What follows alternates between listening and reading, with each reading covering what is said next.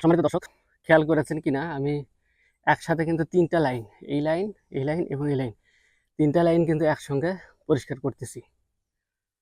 তো ৩টা লাইন পরিষ্কার করার সময় ওই পাশের লাইন এবং এই পাশের লাইনটার যে ময়লাগুলো সেটা এই একটা লাইনে রাখছি, ঠিক আছে? তো আমি যদি ৩ লাইনের ময়লা যদি তিন জায়গায় রাখতাম তাহলে কিন্তু ময়লাটা ছড়িয়ে ছিটিয়ে বেশি থাকতো, ঠিক আছে? তো জমিতে ময়লা কম রাখাই ভালো। ময়লা যদি বেশি রাখেন তাহলে কিন্তু পোকামাকড়ের আক্রমণ বেশি হওয়ার সম্ভাবনা থাকে, ঠিক আছে?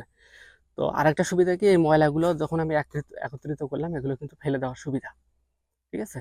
আচ্ছা, আপনি যদি একটা লেবার নেন তাহলে কিন্তু এগুলো ফেলে দিতে কম সময় লাগবে। আর যদি ছড়িয়ে ছিটিয়ে রাখতেন তাহলে কিন্তু এই লেবারের কষ্টটা পরিশ্রমটা বেশি হতো এবং সময়ও বেশি লাগতো এবং আমার অর্থের যে খরচটা সেটাও বেশি হতো। আর এখন খুব তাড়াতাড়ি ফেলে দিতে পারবে। আর যদি আপনি দিতে না পারেন তাহলে আর একটা কাজ করতে পারেন, সেটা হলো এই ময়লাগুলোর উপরে যে এই যে ড্রেনের যে মাটিগুলো আছে, ড্রেনের মাটি যদি এর উপর দিয়ে দেন তাহলে কিন্তু এগুলো আস্তে আস্তে আস্তে আস্তে মাটির সাথে মিশে যাবে এবং এগুলো একসময় সারে পরিণত হবে, ঠিক আছে দর্শকবৃন্দ? তাহলে এটা যদি অ্যাপ্লাই করেন আপনারা আর্থিকভাবে লাভবান হবে। আসেন কাজ করি।